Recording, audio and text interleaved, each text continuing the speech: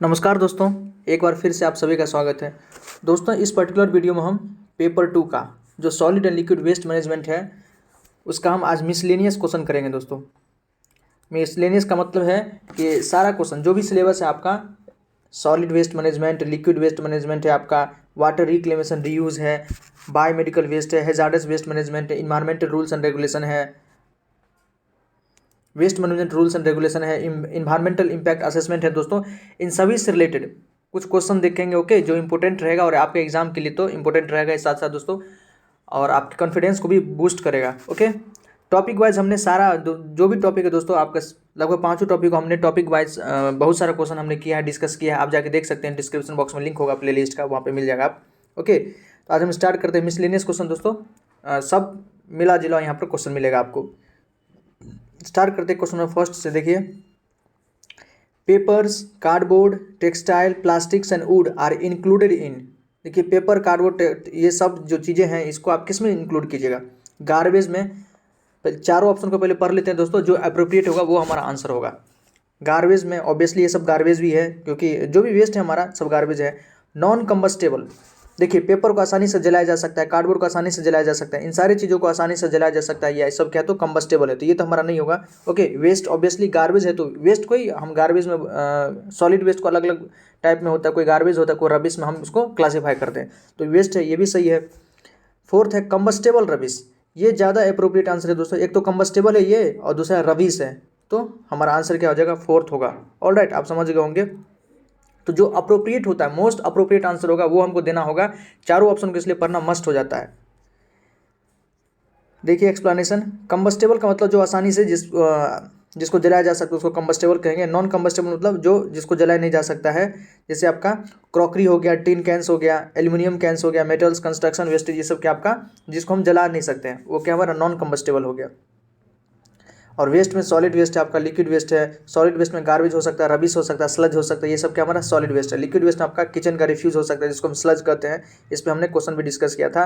Oil, fat, ये सब हो सकता है आपका लिक्विड वेस्ट में। और ऑर्गेनिक वेस्ट में आपका food waste, green waste, E T C हो सकता है। ऑल राइट, हैजार्डस वेस्ट दोस्तों हम जानते हैं जो टॉक्सिक एलिमेंट है वो हमारा क्या होगा? हैजार्डस वेस्ट हो सकता है। जैसे आपके घरों में हम कई बार एग्जांपल दिए कि आप हीट का यूज़ करते होंगे, हीट है, या कोई डिटर्जेंट वगैरह भी हैवी डिटर्जेंट यूज़ करते हैं दोस्तों, वो सब क्या आता है? तो हैजार्डस वेस्ट के अंदर ही आता है। कोई बैटरी हो सकता है आपका, बैटरी में के अंदर जो आपका उसके अंदर एसिड यूज़ होता है कहीं कहीं पर। पहले तो एसिड यूज़ होता था, अब मिनरल वाटर नहीं, सॉरी, उसका स्पेशल वाटर आता है तो उसका यूज़ किया जाता था, तो वो भी हैजार्डस वेस्ट के अंदर ही आएगा।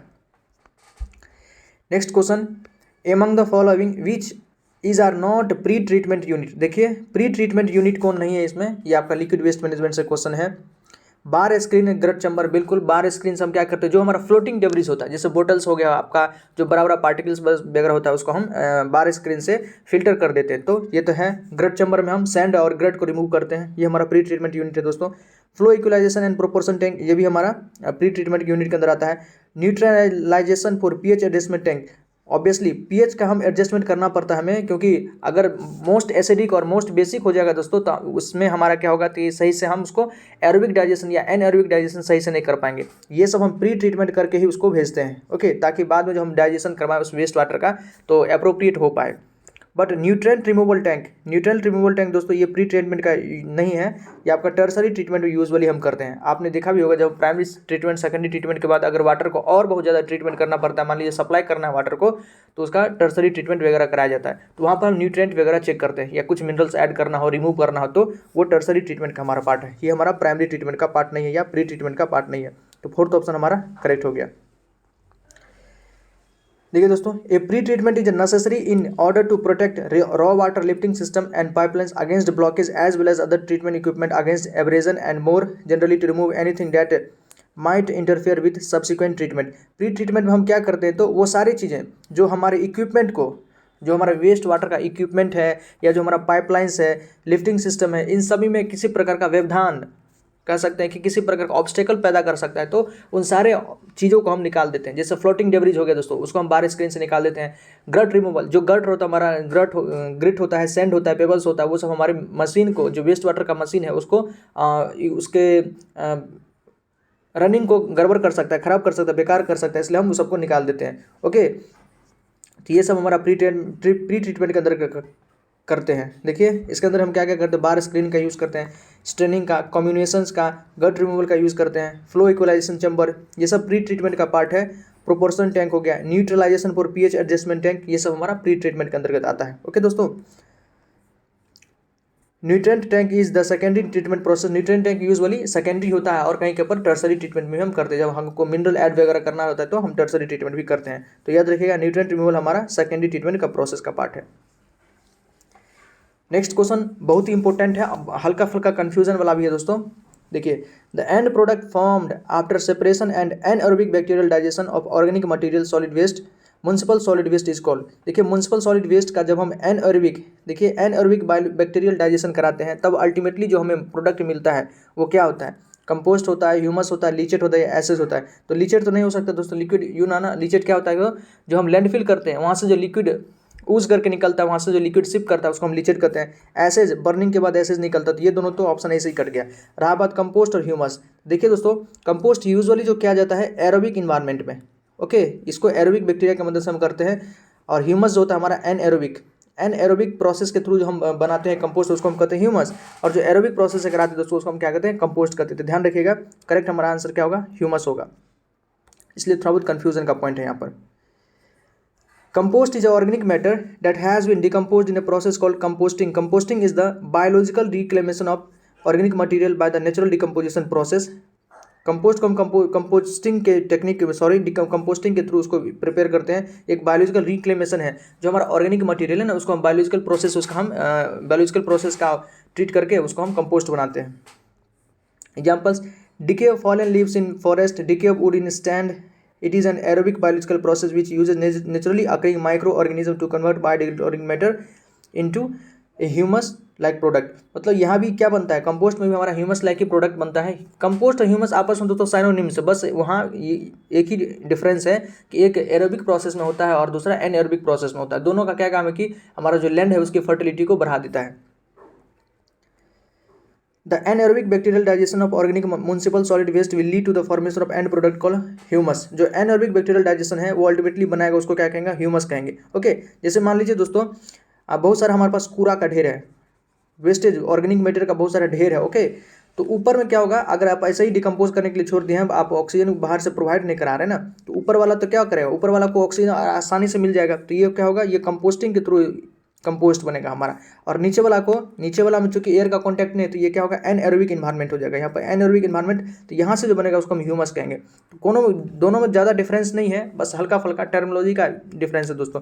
देखिए, एक आपने सुना भी होगा, एक इंदौर मेथड है कंपोस्टिंग का और दूसरा है बेंगलोर मेथड। दोनों का एक इंदौर मेथड है, दूसरा है बेंगलोर मेथड। दोस्तों, इंदौर मेथड हमारा क्या है, एरोबिक मेथड है। ये कंपोस्टिंग का है मेथड, एक एरोबिक है, दूसरा है एनएरोबिक। इंदौर में क्या करता है, कि जो भी उसका कूड़ा का ढेर है, वेस्ट का ढेर है दोस्तों, उसको बार बार वो नीचे ऊपर करते रहता है ताकि सबको थ्रोली ऑक्सीजन प्रोवाइड हो सके। ये सबको ऑक्सीजन प्रोवाइड करता है, लेकिन बेंगलोर मेथड में इस प्रकार से नहीं करता, वो एनएरोबिक, एक बार डाल दिया पूरे वेस्ट को और वो अपना डिकम्पोज हो रहा है। लेकिन इंदौर में ऐसा नहीं करता। इंदौर में क्या होता है कि एक पीरियोडिक इंटरवल के बाद उसको नीचे ऊपर थोड़ा बहुत मिक्सअप कर देता है ताकि ऑक्सीजन सभी को प्रॉपर मिलता रहे। ये डिफरेंस है। लीचेट के बारे में हम सब जानते हैं। नेक्स्ट क्वेश्चन है, वेरी वेरी इंपॉर्टेंट है दोस्तों, इन्वायरमेंट इंपैक्ट असेसमेंट से। Arrange the following functions associated with EI process in sequential order. Environment impact process का कुछ है, आपको ऑर्डर दिया है, उसको आपको सीक्वेंस में सजाना है। फर्स्ट है आइडेंटिफिकेशन, देन है prediction, then scoping and last है इम्पैक्ट एवोल्यूशन एनालिसिस। तो देखिए, सबसे पहले हम दोस्तों क्या करते हैं, स्कोपिंग करते हैं। सबसे पहले क्या है, स्कोपिंग है। आफ्टर देन आइडेंटिफिकेशन है, ओके, देन है prediction and the last impact evaluation analysis. तो सबसे पहले हमारा क्या हो गया, स्कोपिंग, थर्ड में है scoping 3, then identification 3-1, after then prediction 3-1-2, then 4। तो 3-1-2-4 ऑप्शन 1 करेक्ट है आपका, 3-1-2-4। आइए इसके बारे में अच्छे से समझते हैं दोस्तों। Following functions are associated with the environment impacted process. Environment impact process में कई सारा प्रोसेस है। देखिए, सबसे पहले स्क्रीनिंग किया जाता है, क्योंकि वहाँ पर ऑप्शन में स्क्रीनिंग नहीं था, स्कोपिंग से स्टार्ट था, इसलिए हम वहाँ पे स्कोपिंग से ही स्टार्ट किया। लेकिन सबसे पहले अगर होगा तो स्क्रीनिंग होगा। determines whether the environment and social impact of a proposed development project would be significant enough to develop an EI। मतलब इसमें ये डिटरमाइन किया जाता है कि ऑब्वियसली जो हमारे पास प्रोजेक्ट आया है उसके लिए क्या हमें EI करना आवश्यक है या नहीं करना है, ये सबसे पहले यह डिसाइड किया है, तो वो हम स्क्रीनिंग में करते हैं। देन अगर हाँ करना है तब उसके बाद क्या करते हैं, स्कोपिंग करते हैं। Scoping establish the boundaries of the EI, एक प्रकार का बाउंड्री मतलब सीमा उसका तय करता है इन्वायरमेंट इम्पैक्ट असेसमेंट का। Set on the basis of the analysis that will be conducted at each stage, प्रत्येक स्टेज पे उसके लिए जो भी रिक्वायरमेंट है सारे वो डेटा वगैरह कलेक्ट करते हैं और उसका पूरा एनालिसिस करते हैं। Describe the project alternatives and consult the affected public, और प्रोजेक्ट को अच्छी तरह से वो डिस्क्राइब करते हैं और वहाँ के आसपास के जो भी पब्लिक वगैरह होंगे जहाँ पर भी प्रोजेक्ट लगेगा वहाँ के लोगों से वो कंसल्ट करते हैं। नेक्स्ट है impact assessment and mitigation. Impact assessment and mitigation, इसी को आइडेंटिफिकेशन भी कहते हैं। कहीं कहीं पर टर्मिनोलॉजी मिटिगेशन टर्म यूज़ किया जाता है, कहीं कहीं पर आइडेंटिफिकेशन, तो दोनों ध्यान रखिएगा, दोनों साइन आपस में सेम ही है, सिमिलर है। Evaluate the socio economic and environmental impact of the plan project and its alternative and then identify the mitigation measure to reduce those impact. मान लीजिए उस इम्पैक्ट से, उस प्रोजेक्ट से लगाने से उस आसपास के इलाका में किसी प्रकार का अगर कोई इफेक्ट पड़ने वाला है, इम्पैक्ट पड़ने वाला है, तो उसको हम किस प्रकार से कम कर सकते हैं, रिड्यूस कर सकते हैं, मिटिगेट कर सकते हैं, तो सारा तरीका इसके अंतर्गत मतलब इसका उपाय कुछ न कुछ मतलब वो करते हैं, तो उसी को कहते हैं इम्पैक्ट असेसमेंट मिटिगेशन। मिटिगेशन मतलब क्या, कम करना, रिड्यूस करना। अगर उस प्रोजेक्ट लगाने से ऑब्वियसली आपको इंडस्ट्री लगाएंगे तो इन्वायरमेंट पर उसका बुरा प्रभाव तो पड़ेगा है, लेकिन इंडस्ट्री लगाना भी तो जरूरी है, तो दोनों को देख कर और हम उसका क्या क्या उपाय कर सकते हैं वो इसी में हम करते हैं इम्पैक्ट असेसमेंट एंड मिटिगेशन में। ऑल राइट, नेक्स्ट है impact prediction. Once the baseline study information is available, जब हमारे पास बेसलाइन स्टडी अवेलेबल हो जाता है, the important task of impact prediction can begin, उसके बाद हम इम्पैक्ट प्रिडिक्शन करते हैं। Impact prediction involves forecasting the likely changes in the environment that will occur as a result of the development. देखिए वो प्रोजेक्ट लगाने के बाद उस इन्वायरमेंट पर, उसके आसपास के सराउंडिंग में किस प्रकार का प्रभाव पड़ सकता है फ्यूचर में, उसका हम प्रिडिक्शन करते हैं। प्रिडिक्शन मतलब एक प्रकार से भविष्यवाणी वगैरह करते हैं कि हाँ 10 साल के बाद यहाँ पे ये हालत हो सकती है, तो पहले से हमें पता रहता है तो हम चीज़ों को आसानी से डील कर लेते हैं। ओके, तो इसमें इस प्रकार का प्रिडिक्शन किया जाता है इन्वायरमेंट से रिलेटेड। देन है EI रिपोर्ट। इसमें क्या है, तो इम्पैक्ट इवैल्यूएशन एंड एनालिसिस पूरा इस पर रिपोर्ट सौंपा जाता है। Pull together all these research and work done during the previous steps into a comprehensive structured document ensuring the EI report contains all the key component। इसमें वो सारी बातें जो लिखा रहता है, जो पूरा हम 3-4 प्रोसेस अभी तक करके आए हैं, इसके अंतर्गत पूरा रिपोर्ट रहता है, इसको हम EI रिपोर्ट या इम्पैक्ट इवैल्यूएशन एनालिसिस करते हैं। After then review and licensing, designated authorities review the EI project. जो भी अथॉरिटीज़ हैं उसके आसपास का, जिसका मतलब जिम्मेवारी बनता है कि आपको जाके वहाँ पर चेक करना है, तो वो जाकर रिव्यू करते हैं उसका। To determine if the plan project will get a licence और इफ इट रिक्वायर अमेंडमेंट, कि उसको हाँ अब क्या NOC दे दिया जाए या आपस में या आगे उसको किसी प्रकार का अमेंडमेंट की आवश्यकता है तो वो अमेंडमेंट करेगा, अदरवाइज को नॉन ऑब्जेक्शन सर्टिफिकेट वगैरह जो कहीं पर प्रोवाइड कराया जाता है तो ये यही देते हैं। Then फिर monitoring, ensure that the mitigation measure priorities listed in the EMP and contingency plans are properly implemented and effectively address the project impact so the okay। उसके बाद मॉनिटरिंग, फिर बाद में कभी मॉनिटरिंग भी करते हैं कि हाँ जो उसमें मिटिगेशन के बारे में बताया गया था कि हाँ इसका जो प्रभाव पड़ सकता है और उसको कम करने के लिए हम ये सारे उपाय कर सकते हैं, तो क्या वो सही से काम हो रहा है या नहीं हो रहा है, तो वो जाके फिर मॉनिटरिंग करते हैं। ऑल राइट, ये सारा कुछ स्टेप था, इंपॉर्टेंट है, क्वेश्चन पूछा जा सकता है।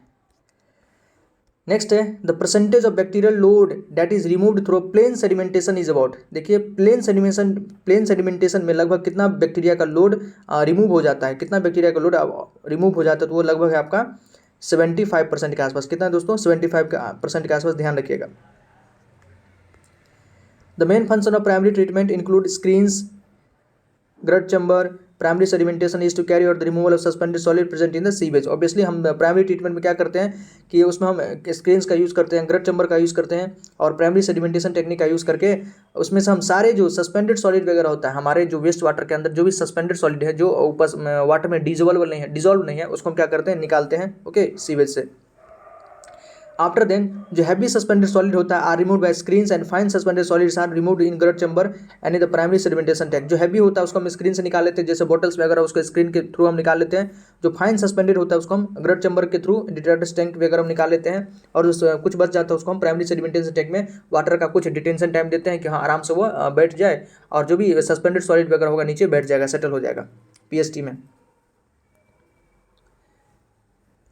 Grut chamber is provided for the removal of inorganic suspended solid and PST is provided for the removal of organic suspended solid। देखिए grit chamber provided for the removal of inorganic suspended solid. Grit chamber का हम इसलिए provide करते हैं ताकि inorganic जो suspended solid है वो आराम से सेटल हो जाए। और PST primary settling tank is provided for the removal of organic suspended solid. और इंपॉर्टेंट लाइन है दोस्तों, ग्रट चैम्बर का हम यूज करते हैं इनऑर्गेनिक सस्पेंडेड सॉलिड को सेटल करने के लिए, और PST का यूज प्राइमरी सेटलिंग टैंक का यूज करते हैं हम ऑर्गेनिक जो हमारा सस्पेंडेड सॉलिड उसको सेटल करने के लिए। Primary treatment removes 60 to 70% suspended solid present in the sewage and satisfy 30 to 40% BOD associated with it। Plain sedimentation tank removes 75% bacterial load। याद रखिएगा इंपॉर्टेंट लाइन है, जो हमारा प्लेन सेडिमेंटेशन टैंक है वो लगभग 75% बैक्टीरियल लोड को कम कर देता है। ओके, और प्राइमरी ट्रीटमेंट से 60 से 70% हम सस्पेंडेड सॉलिड को रिमूव कर देते हैं। ऑब्वियसली हमारा यही एम रहता है, मेन एम कि अगर जितना ज़्यादा हम सस्पेंडेड सॉलिड को निकाल सकते हैं उसका वाटर ट्रीट करना हमारे लिए आसान हो जाता है। और आगे जो भी वेस्ट वाटर के लिए जो मशीनरी वगैरह यूज़ करते हैं उसमें किसी प्रकार का एब्रेजन, वियर एंड टियर वगैरह नहीं आता है। नेक्स्ट वेरी वेरी इंपॉर्टेंट है, रूल्स से रिलेटेड क्वेश्चन है। The battery waste management rules 2022 will और replace batteries management and handling rules of each year. देखिए जो 2022 में बैटरीज वेस्ट मैनेजमेंट रूल्स आया है वो किसको रिप्लेस करके आया है, मतलब इससे पहले कौन सा रूल आया, तो इससे पहले सीधे 2001 में आया था। बैटरी वेस्ट मैनेजमेंट का हैंडलिंग रूल्स दोस्तों 2001 में आया था, उसके आफ्टर देन 2022 में आया है।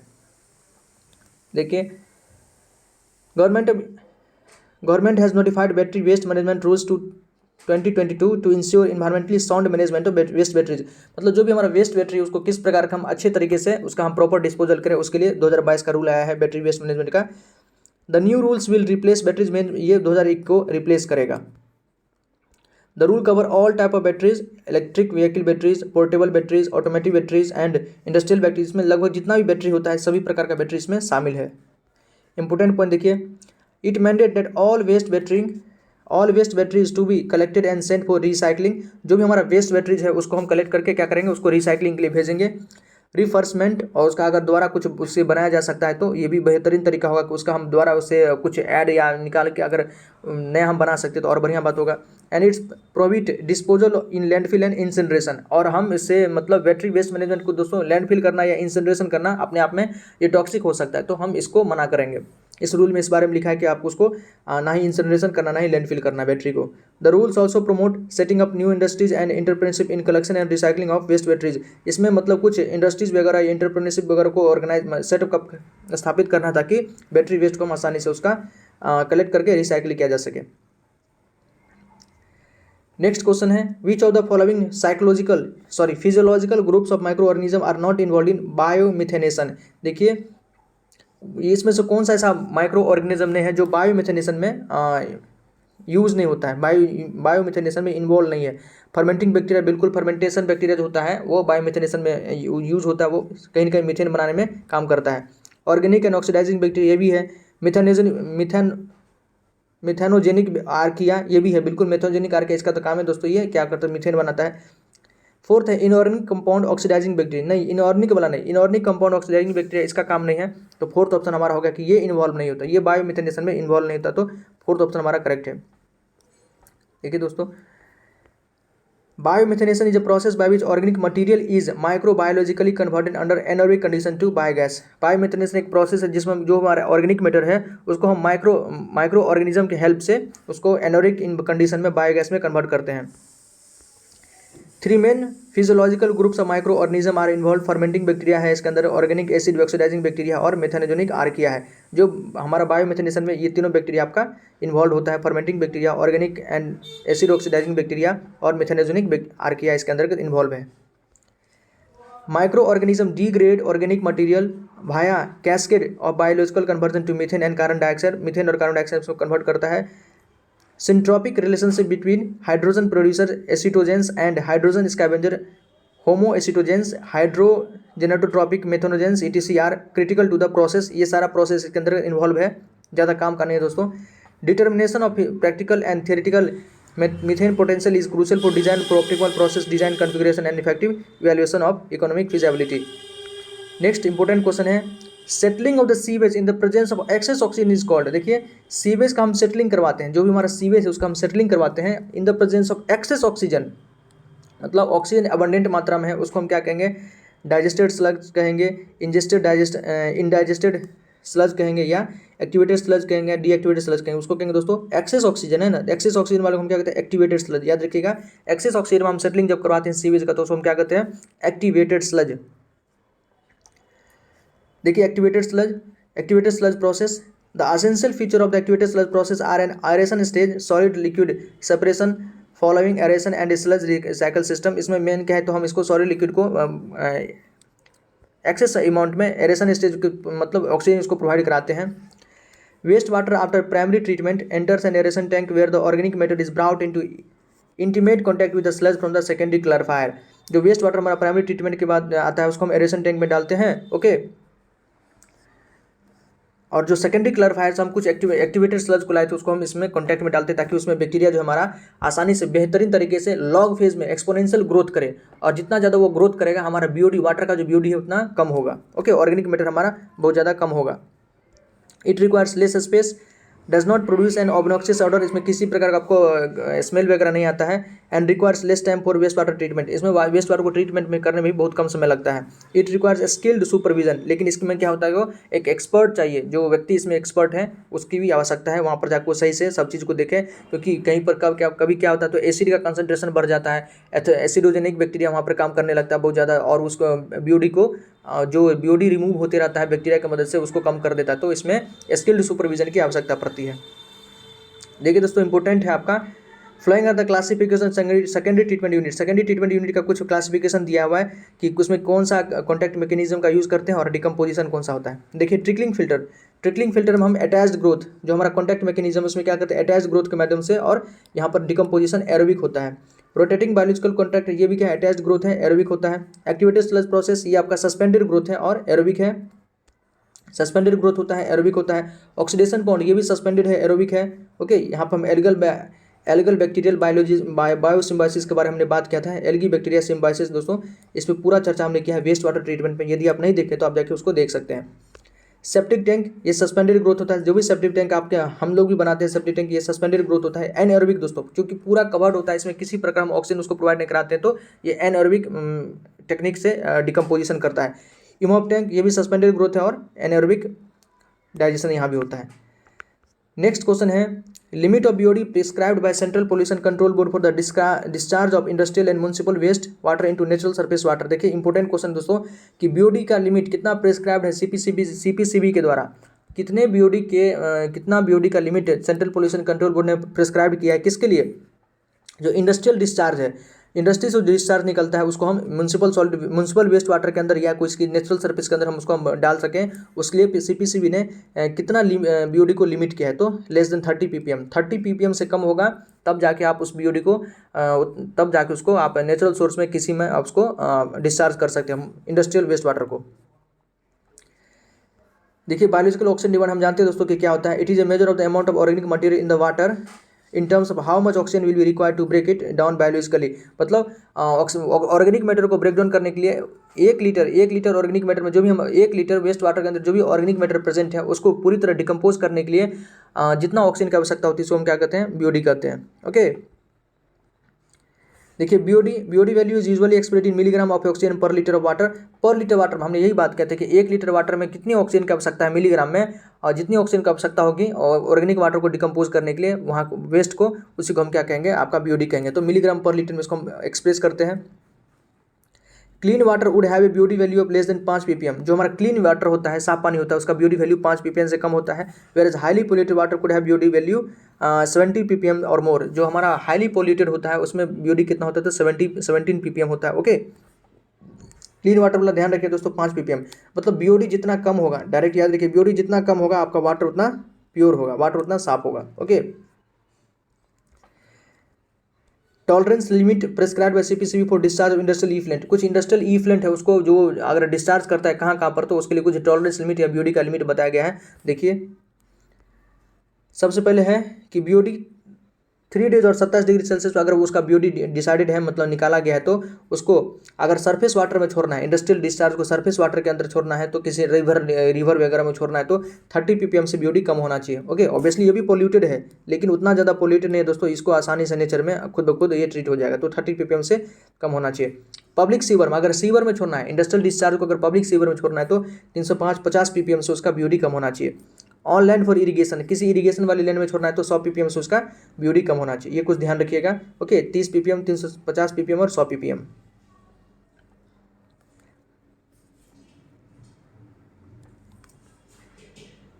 कुछ एडिशनल इन्फॉर्मेशन देखते हैं। Several technique are use to for BOD removal in waste water prior to reuse और सेफ डिस्पोजल। देखिए, BOD रिमूवल के लिए कुछ टेक्निक्स बताया गया है, जिससे ताकि हम वाटर को दोबारा रीयूज कर सके या उसका सेफ डिस्पोजल कर सके। 3 common BOD reduction method for waste water treatment. Waste water treatment का कुछ कॉमन मेथड दिया है। पहला तो waste water clarification, next waste water separation, and then जिसमें कोगुलेशन और फ्लुकुलेशन का हम बात करते हैं, and the last anaerobic microbial decomposition. Anaerobic microbial decomposition. Alright, next question discuss करते हैं दोस्तों। नेक्स्ट क्वेश्चन देखिए, following is not chemical characteristics of solid waste. देखिए, सॉलिड वेस्ट का कुछ कैरेक्टरिस्टिक्स दिया हुआ है, इसमें पूछा है कि कौन केमिकल कैरेक्टरिस्टिक्स नहीं है। Usually question physical characteristics, chemical characteristics पूछ लेता है। तो फ्यूजिंग पॉइंट ऑफ आइस, ये केमिकल है। प्रॉक्सिमेट एनालिसिस, अल्टीमेट एनालिसिस, ये दोनों आपका केमिकल है दोस्तों। लेकिन डेंसिटी क्या है, फिजिकल कैरेक्टरिस्टिक्स है सॉलिड वेस्ट का, तो ये हमारा आंसर हो जाएगा। हमसे पूछा है कौन केमिकल नहीं है। देखिए, physical characteristics of solid waste, this include the determination the present percent content of various ingredient of the solid waste. मतलब सॉलिड वेस्ट में जो अलग अलग चीज़ें हैं प्रेजेंट है, वो कितना, उसका परसेंटेज कितना है, वो हम फिजिकल कैरेक्टरिस्टिक्स में डिफाइन करते हैं। जैसे मॉइस्चर कंटेंट, ये फिजिकल कैरेक्टरिस्टिक्स है। Density, permeability, particle size, field capacity, ये सब क्या है दोस्तों, उसका ये फिजिकल कैरेक्टरिस्टिक्स है सॉलिड वेस्ट का। याद रखिएगा, moisture content, density, permeability, particle size, field capacity. Chemical characteristics में क्या करते हैं, they are use primarily for combustion and waste to energy calculation. इससे हम ये पता करते हैं कि हाँ, क्या उसका कंबसन इजीली हो सकता है, या उससे हम जो एनर्जी प्रोड्यूस करेंगे तो उसका क्या कैलकुलेशन होगा, कितना हमें मिल सकता है। ओके, इसके अंदर हम pH देखते हैं, उसका ऑर्गेनिक कंटेंट कितना है, carbon content, nitrogen content, toxicity, ultimate analysis, proximate analysis और फ्यूजिंग पॉइंट ऑफ आइस। ये सब हमारा क्या तो केमिकल कैरेक्टरिस्टिक्स है सॉलिड वेस्ट का। याद रखिएगा, क्वेश्चन पूछ देता है usually. Next, the example of irrigated agriculture, मतलब जो हमारा संचित कृषि है, इरीगेटेड एग्रीकल्चर का मतलब संचित कृषि है, वो एग्जाम्पल है। Could be related to which of the following environment impact assessment issues. मतलब जो हमारा इरीगेटेड एग्रीकल्चर है, वो किसका एग्जाम्पल हो सकता है, इन्वायरमेंट इम्पैक्ट असेसमेंट के किस इशू का एग्जाम्पल हो सकता है, वो आपसे पूछा है। तो देखिए, first economic development and EI linkage, second environmental accounting, third environmental ethics and fourth environmental based social justice. तो ये हमारा इन economic development and EI linkage का एग्जांपल हो सकता है इरीगेटेड एग्रीकल्चर। याद रखिएगा। देखिए, irrigated agriculture is crucial to the economy, health and welfare of a very large part of the developing world. However irrigated agriculture often radically changes land use and is main major consumer of fresh water. Irrigation development thus has a major impact on the environment. इसका बहुत ज़्यादा impact होता है environment पे, इसलिए option a correct है। Next question है rule से रिलेटेड इंपॉर्टेंट है। Which of the following statement with respect to the hazardous waste management rules 2016 is incorrect. देखिए, हैजार्डस वेस्ट मैनेजमेंट का जो 2016 का रूल है, उसके विषय में कौन सा इनकरेक्ट वो आपसे पूछा है। First, the rules are applicable to urban agglomeration only. क्या ये शहर में ही, मतलब शहरों में ही एप्लीकेबल है? यही गलत है दोस्तों, ये सब जगह एप्लीकेबल है आपका, जो अर्बन के साथ साथ रूरल एरियाज में भी, क्योंकि वहाँ भी देखा गया कि हैजार्डस वेस्ट थोड़ा बहुत प्रोड्यूस होता है, तो यही गलत है आपका। देन है the new rules allow municipalities to levy a user fine for waste management. बिल्कुल, इसमें अगर कोई यूज़र वेस्ट जनरेट कर रहा है तो उससे कुछ ना कुछ ये फाइन लगा सकता है, इसमें ये एप्लीकेबल है। And then responsibilities of waste generator have been introduced to segregate waste into 3 streams: wet, dry and domestic hazardous waste। मतलब अब ये जनरेटर्स का जो भी वेस्ट जनरेट करेंगे उसी का ये रिस्पॉन्सिबिलिटी इसमें दिया गया है कि आपको वेस्ट को कम से कम 3 स्ट्रीम में उसको आपको सेग्रीगेट करना है। वेट ड्राई एंड मतलब जो भी डोमेस्टिक वेस्ट है उसको एक तो वेट में और दूसरा ड्राई में, थर्ड है हैजार्डस वेस्ट के अंदर उसको आपको सेग्रीगेट करना है। एंड द लास्ट है waste edible fats and oil of animals और vegetable origin have been prohibited for import. अगर कुछ एडिबल फैट्स का वेस्ट हो सकता है आपका, ऑयल एनिमल का हो सकता है, वेजिटेबल वेस्ट हो सकता है, इसको आपको इंपोर्ट नहीं कर सकते। ऑलराइट, इन सबको मतलब इंपोर्ट को प्रोहिबिट कर दिया, बैन कर दिया है। तो ये हमसे फर्स्ट स्टेटमेंट गलत है कि ये सिर्फ अर्बन एग्लोमरेशन में ही एप्लीकेबल, यही गलत है दोस्तों। ऑलराइट, आइए देखते हैं इसके बारे में। और देखिए एप्लीकेबिलिटी कहाँ कहाँ लागू है, तो beyond municipal areas, municipal area के बाहर भी the rules are also applicable to urban agglomeration, census towns, notified industrial township, areas under the control of Indian railway, airport, airbase, port and harbour, defence establishment, special economic zone, state and central government organisation, places of pilgrims, religious historical importance, लगभग सब जगह ये मतलब rules applicable है। तो पहला ही हमारा statement गलत था। इसके अंदर अदर वेस्ट को भी डिफाइन किया गया है कि कौन हेजार्डस होगा कौन हेजार्डस नहीं होगा, मतलब हेजार्डस वेस्ट को डिफाइन किया गया है। नेक्स्ट है यूजर फी एंड फाइन, ये बार हम देखे थे कि जो भी वेस्ट जनरेट करेगा उसको कुछ ना कुछ फी और फाइन देना पड़ेगा। रिस्पॉन्सिबिलिटीज वेस्ट जनरेटर का कि उसको आपको 3 स्ट्रीम में वेस्ट को आपको सेग्रीगेट करके देना होगा।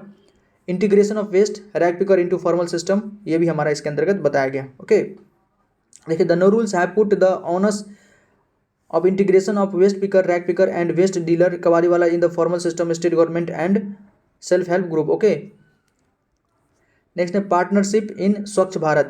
The new rules have introduced the concept of partnership with Swachh Bharat Abhiyan. The institutional generator such as hotels and restaurants have been made directly responsible for segregation and sorting of the waste in partnership with local bodies. मतलब जो local bodies के साथ उसको partnership, मतलब स्वच्छ भारत अभियान के जैसे उसको आप पार्टनरशिप बनना पड़ेगा और अपना सारा वेस्ट को कलेक्ट मतलब सेग्रीगेट करना होगा। ओके, नेक्स्ट है प्रोसीड्यूर सिंप्लीफिकेशन। इसके अंदर क्या है, तो procedure has been simplified for setting up a hazardous waste disposal facility and import of the other wastage by merging all the approvals with the provision for single window clearance.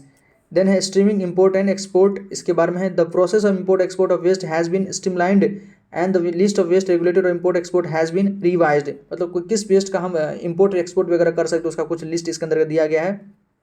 There is no need to obtain the Environment Ministry permission for import of metal scrap, paper waste and various categories of electrical and electronic equipment for reuse repurpose, मतलब reuse और repurpose के लिए अगर किसी इस प्रकार के waste को जैसे मेटल स्क्रैप हो गया, पेपर वेस्ट हो गया और कोई और इलेक्ट्रॉनिक इक्विपमेंट को अगर आप इंपोर्ट या एक्सपोर्ट करते हैं तो इसमें मीन्स आपको मिनिस्ट्री ऑफ इन्वायरमेंट से परमिशन लेने की आवश्यकता नहीं है।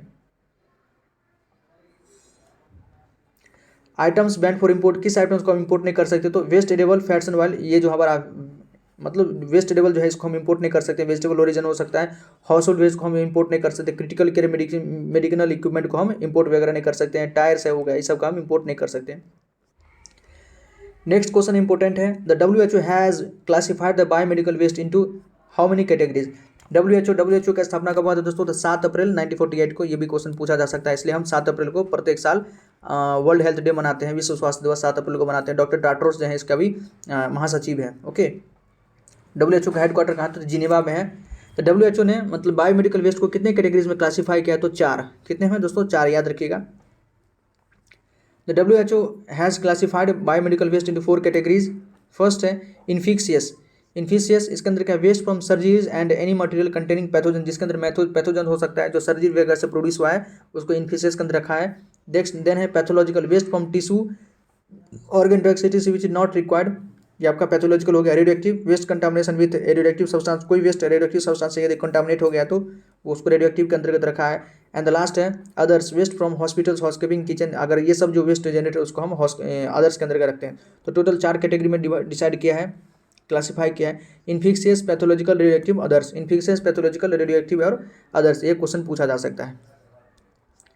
नेक्स्ट क्वेश्चन है, why the recycled paper is ban for use in food container.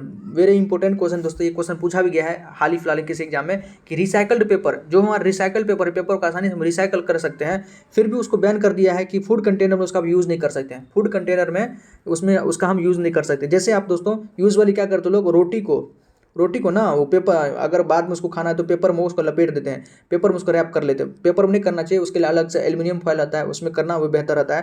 क्योंकि देखिए अगर पेपर में आप रैप करते हैं ना तो पेपर में ऑब्वियसली क्या होता है, तो इंक से लिखा होता है दोस्तों। तो इंक जो होता है ना, इंक में आपका लेड का यूज़ होता है, कहीं कहीं इंक में लेड का यूज़ होता है। और लेड हमारे लिए एक लेड तो हैवी मेटल है, बहुत ज़्यादा हमारे लिए वाइटल है दोस्तों, टॉक्सिक है। अगर इसको हम इनहेल करते हैं, इसको हम खाते हैं, अगर किसी प्रकार से हमारे शरीर के अंदर चल जाता है तो हमारे किडनी का प्रॉब्लम कर सकता है, लंग्स, लीवर को डैमेज कर सकता है, नर्वस सिस्टम को डैमेज कर सकता है लेड, इसलिए इसको बैन कर दिया गया है। आपके इंक में भी आप जो पेन का रिफिल वगैरह यूज़ करते हैं दोस्तों, पेन से लिखते हैं, तो पहले जो आता था उसमें लेड का यूज़ होता था, अब बहुत सारा आ गया है कि लेड फ्री होता है। लेकिन फिर भी पेपर वगैरह जो जहाँ पर लार्ज स्केल में इंक का यूज़ किया जाता है वहाँ पर कहीं ना कहीं लेड का यूज़ किया जाता है, इसलिए बैन कर दिया गया है पेपर में आपको मतलब फूड कंटेनर को लपेट नहीं कर सकते हैं, नहीं लपेट सकते हैं। देखिए बिकॉज इट क्रिएट्स कंटामिनेशन, बिल्कुल सही बात, ये कंटामिनेशन क्रिएट करता है इसलिए इसको बैन कर दिया गया है। सेकंड ऑप्शन देख लेते हैं, because it creates a lot of spaces, ये कोई लॉजिक नहीं है। Because paper can be used only one time, से भी लॉजिक नहीं, रिसाइक्लेबल है तो उसको बार बार यूज़ कर सकते हैं, उसको तो करना चाहिए, लेकिन फिर भी बैन कर दिया गया है। तो लॉजिक वही है कि उसमें लेड का यूज़ होता है जो कंटामिनेशन कर देता है। Because paper is very thick and can't cover the food container, ये भी गलत है। तो फर्स्ट ऑप्शन ही हमारा दोस्तों करेक्ट है, because it create contamination. Recycle paper feature देखते हैं, it is manufactured from recycled help, it is eco friendly होता है, चूँकि रिसाइकल है तो इको फ्रेंडली है। It uses less energy and water and produce lower carbon emission than the manufacturing of non recycle plastic.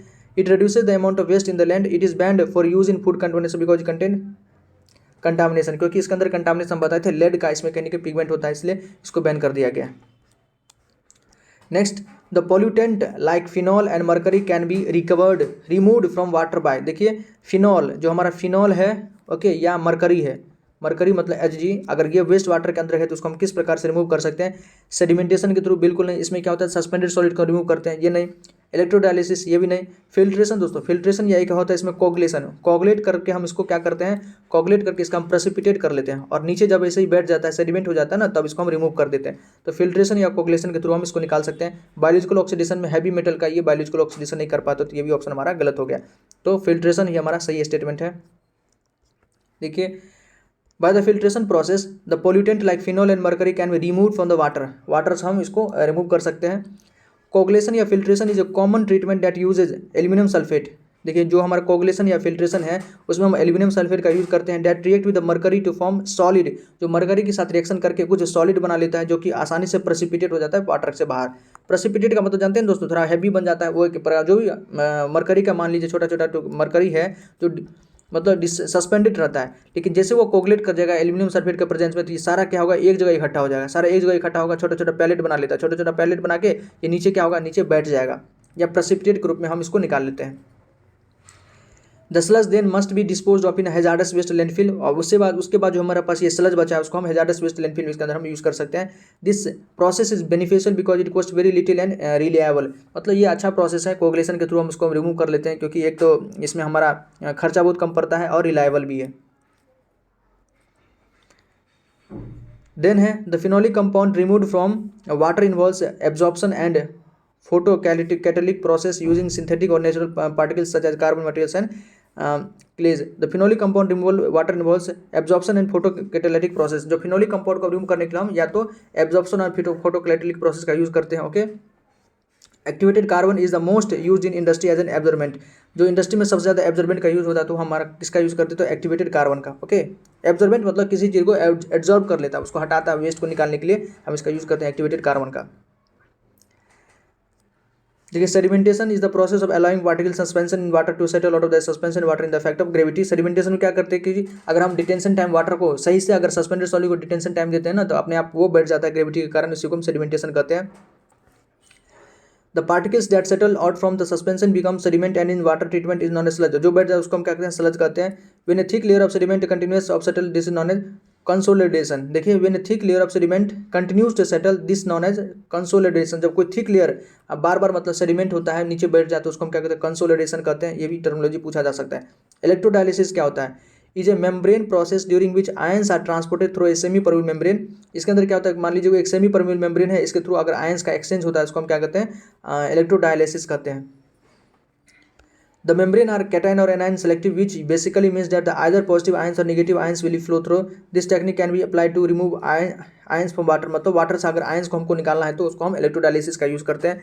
Particles do not carry an electrical charge are not removed, जिसके ऊपर कोई किसी प्रकार का charge नहीं होगा, obviously जिसके ऊपर चार्ज नहीं होगा दोस्तों, जो चार्ज लेस होता है उसको क्या कहते हैं, न्यूट्रल कहते हैं। तो न्यूट्रल चीज़ को हम इलेक्ट्रोडायलिसिस से सेपरेट नहीं कर सकते। जो आयंस होगा या कैटायंस होगा, जो चार्ज पार्टिकल्स होगा हमारा, उसी को हम इलेक्ट्रोडायलिसिस के थ्रू रिमूव कर सकते हैं। Biological oxidation is the mechanism where microorganisms degrade organic matter contaminant of waste water. They feed on the organic matter in the presence of oxygen and nutrient. देखिए, बायोलॉजिकल ऑक्सीडेशन हम जानते हैं दोस्तों कि इसके अंदर हम क्या करते हैं कि माइक्रो ऑर्गेनिज्म का यूज़ करके जो ऑर्गेनिक मैटर उसको हम डिग्रेड करते हैं। ओके, नेक्स्ट क्वेश्चन है,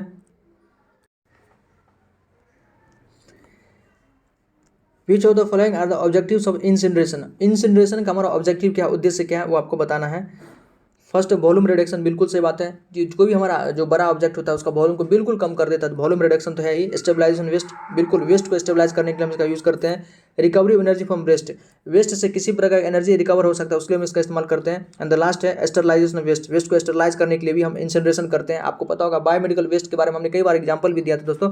जो बायोमेडिकल इक्विपमेंट होता है, बायोमेडिकल का जो इक्विपमेंट वगैरह होता है, जैसे आपको हम बताए थे सीजेरियन डिलीवरी होता है या किसी प्रकार का ऐसा डिलीवरी, ऐसा चीर फाड़ अगर करना पड़ता है बॉडी का, तो उसमें जो हम इक्विपमेंट का यूज़ करते हैं दोस्तों, उसको स्टरलाइज करने के लिए हम क्या यूज़ करते हैं, तो इंसिनरेशन टेक्निक का ही यूज़ करते हैं। तो चारों ऑप्शन हमारा करेक्ट है।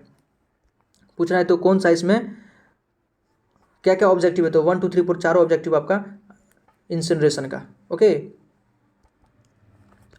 The purpose of incineration is to combust solid waste to reduce their volume to 1/10 without producing offensive gases and ashes, बिना किसी ऑफेंसिव गैस एसेज का मतलब प्रोड्यूस किए हुए हम वेस्ट को, मतलब सॉलिड वेस्ट को, उसका वॉल्यूम को कम करते हैं। This is to say incineration of solid waste aim of the following, इसमें कई सारा एम्स है। जैसे पहला तो है आपका वॉल्यूम रिडक्शन है, ऑल राइट, 70 से 75% वॉल्यूम को रिड्यूस करता है। स्टेबलाइजेशन ऑफ वेस्ट है दोस्तों। नेक्स्ट है आपका recovery of energy from waste, okay, और इन द लास्ट है स्टरलाइजेशन वेस्ट, जो हम बायोमेडिकल वेस्ट के लिए करते हैं usually.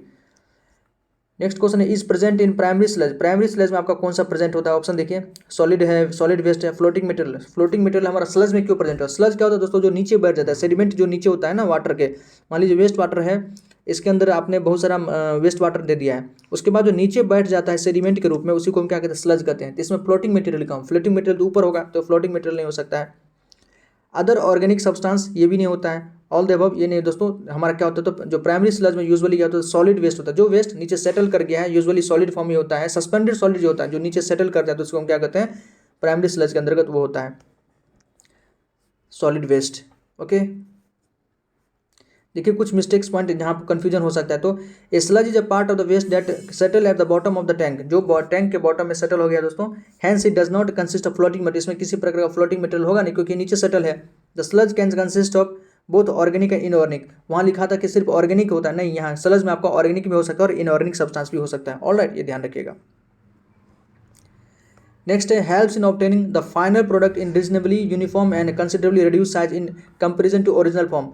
Helps in obtaining the final product, मतलब फाइनल प्रोडक्ट को ऑब्टेन करने के लिए हम जो साइज रिड्यूस करते हैं उसको क्या कहते हैं? तो साइज रिडक्शन। क्या कहते हैं? Size reduction, size reduction. Next question है what are the method by which energy can be recovered from waste to energy. देखिए वेस्ट से हमको एनर्जी लेना है, वेस्ट से हमको एनर्जी लेना है, तो उसके लिए कई सारा मेथड दिया हुआ है। तो किस किस का आप इस्तेमाल कर सकते हैं?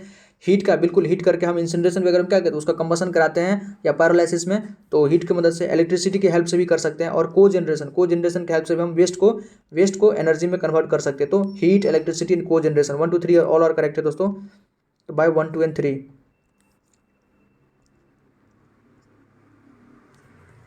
देखिए वेस्ट टू एनर्जी और energy from waste is the process of generating energy in the form of electricity and और heat from the primary treatment of waste और in the processing of waste into final source, fuel source.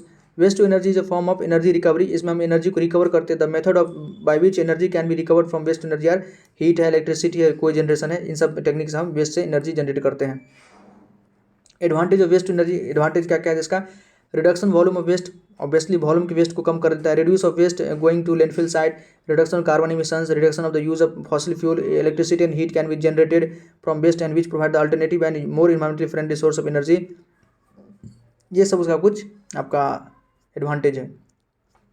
Next question important है, identify the correct sequence of carbon to nitrogen ratio in decreasing order. देखिए decreasing order में carbon by upon nitrogen ratio का आपको order, मतलब decreasing order में बताना है, किस में ज़्यादा किस में कम होता है। तो डिक्रीजिंग ऑर्डर मतलब ज़्यादा से कम के कम में आपको बताना है। इसका पूरा डाटा ही आता है दोस्तों, तो डाटा ध्यान रखना पड़ेगा। तो स्टैंडर्ड देखिए सबसे ज़्यादा होता है आपका पेपर का कार्बन टू नाइट्रोजन रेशियो सबसे ज़्यादा होता है। ओके, मैक्सिमम इसका होता है, याद रखिएगा। देन होता है लीव्स एंड फोलिएज, जो आपका लीव्स है उसके बाद ये होता है। देन आपका फूड वेस्ट है, और सबसे मिनिमम किसका होता है? तो आपका काउ मैन्योर का, जो काउ मैन्योर है उसका सबसे मिनिमम होता है। ओके, सॉरी सबसे कम होगा दोस्तों। फूड वेस्ट का जो कार्बन टू नाइट्रोजन रेशियो होता है वो सबसे कम होता है, फूड वेस्ट का सबसे कम होता है, ध्यान रखिएगा। और पेपर का सबसे ज़्यादा होता है। तो सबसे ज़्यादा हो गया आपका पेपर सी, देन आपका B leaves and foliage, after then आपका काउ मैन्योर हो गया, देन आपका फूड वेस्ट का सबसे कम होता है और सबसे ज़्यादा आपका पेपर का होता है। देखिए इसका डाटा हम देखते हैं। कार्बन टू नाइट्रोजन रेशियो के बारे में हमने अच्छे से पढ़ा है दोस्तों कि कार्बन ज़्यादा हो जाएगा तब क्या होगा, नाइट्रोजन ज़्यादा होगा तब क्या होगा। ओके, हम यहाँ पर डाटा देखिए फूड वेस्ट में कार्बन टू नाइट्रोजन रेशियो कितना है, तो 18:1, मतलब 18:1 है आपका कार्बन अपॉन नाइट्रोजन का रेशियो। लीव्स में आपका 16:1, 60:1। पेपर देखिए दोस्तों 175:1, पेपर में सबसे ज़्यादा है, पेपर में सबसे ज़्यादा है, देन है लीव्स में, देन है आपका काउ मैन्योर में, सबसे कम आपका फूड वेस्ट में। तो आप ऐसे ही याद ध्यान रख सकते हैं कि पेपर में मैक्सिमम होता है, फूड वेस्ट में मिनिमम होता है। अगर ये चारों आ जाए तो पेपर, फूड, लीव्स आ जाए तो सबसे ज़्यादा किस में होगा, पेपर में, देन लीव्स में, देन आपका काउ मैन्योर में, देन फूड वेस्ट में। फूड वेस्ट में सबसे कम, पेपर में सबसे ज़्यादा। नेक्स्ट क्वेश्चन है which of the following statement is incorrect with respect to agricultural pollutant. देखिए कृषि मतलब जो एग्रीकल्चर पोल्यूटेंट होता है उसके बारे में कुछ स्टेटमेंट दिया हुआ, कौन सा इनकरेक्ट हुआ आपको बताना है। It refers to biotic and abiotic by product of farming practices that result in the contaminant or degradation of the environment. The pollution may come from a single source, मतलब agriculture pollution क्या सिर्फ single source से हो सकता है, बिल्कुल गलत बात है। Dead zones are caused by agriculture run off concentrate in the large body, बिल्कुल सही बात है। Pollutant from farming include sediment, nutrient, pathogen, pesticide. कई जगह से आपका पैथोजन से हो सकता है, पेस्टिसाइड वगैरह से हो सकता है, तो इन सब जगह से हो सकता है, लेकिन ये सिंगल सोर्स नहीं, इसका कई सारा सोर्स होता है आपका एग्रीकल्चर पोल्यूशन का। तो सेकंड ऑप्शन हमारा इनकरेक्ट हो गया। ओके देखिए दोस्तों, it refers to biotic and abiotic by product of farming practices that result in contamination और डिग्रेडेशन ऑफ द इन्वायरमेंट। मतलब बहुत सारा टेक्निक हम लोग यूज़ करते हैं, कुछ बायोटिक प्रोसेस भी यूज़ करते हैं, कुछ एबायोटिक टेक्निक को यूज़ करते हैं एग्रीकल्चर फील्ड में, जो हमारा पोल्यूशन को क्रिएट कर देता है। और भी बहुत सारा बात है, आसान आसान सा चीज़ें सब लिखा हुआ है दोस्तों। तो ये कुछ, चलिए इसको पढ़ ही लेते हैं पूरा। द पोल्यूशन में come from a variety of sources ranging from point source, water pollution, कई सारे देखिए द पोल्यूशन में come from a variety of sources, कई सारा सोर्सेज ये पोल्यूशन हो सकता है आपका। सिंगल डिस्चार्ज पॉइंट्स हो सकता है, to form more diffuse landscape level causes also known as non point source pollution and air pollution. आपका नॉन पॉइंट सोर्स हो सकता है, एयर पोल्यूशन के थ्रू आपकी एग्रीकल्चर पोल्यूटेंट हो सकता है। Once in the environment this pollutant can have both direct effect, अगर इन्वायरमेंट में आ गया तो इसका डायरेक्ट एंड इनडायरेक्ट दोनों इफेक्ट पड़ सकता है इकोसिस्टम पर, किलिंग लोकल वाइल्ड लाइफ और containing drinking water and downstream effect such as dead zones use agriculture run off concentration in large water bodies. Alright, तो ये कुछ क्वेश्चन था दोस्तों, हम और क्वेश्चन प्रैक्टिस करेंगे अपने नेक्स्ट वीडियो में।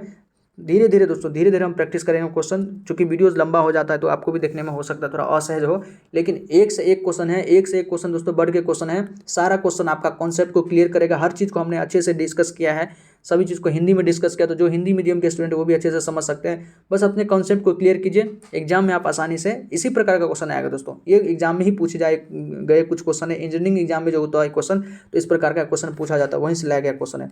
ऑलराइट, तो बिलीव करके आप अच्छे से पढ़िए, बार बार देखिए इस चीज़ों को और अपने कंसेप्ट को बिल्डअप कीजिए दोस्तों। एग्जाम में आएगा क्वेश्चन आप आसानी से बना देंगे, बस कंसेप्ट आपका बिल्डअप होना चाहिए। WHO वाला क्वेश्चन बहुत बेहतरीन था क्वेश्चन दोस्तों। यहाँ 4 प्रकार का कैटेगरीज हमने देखा था, इन्फेक्शियस था, पैथोलॉजिकल था, आपका रेडियो एक्टिव था, एंड देन अदर था। ये क्वेश्चन सब पूछा जा सकता है। और WHO से करंट अफेयर्स ये पूछा जा सकता है कि इसका वर्ल्ड हेल्थ डे हम कब मनाते हैं, इसका हेडक्वार्टर कहाँ है और इसके एस्टेब्लिशमेंट कब हुई थी। तो इन सब बातों को ध्यान रखिए दोस्तों। प्लीज़ इस वीडियो को लाइक कीजिए। कोई क्वेरी हो, किसी प्रकार का कोई बात हो तो आप दोस्तों कमेंट सेक्शन में लिख सकते हैं। ओके, धन्यवाद दोस्तों, जय हिंद।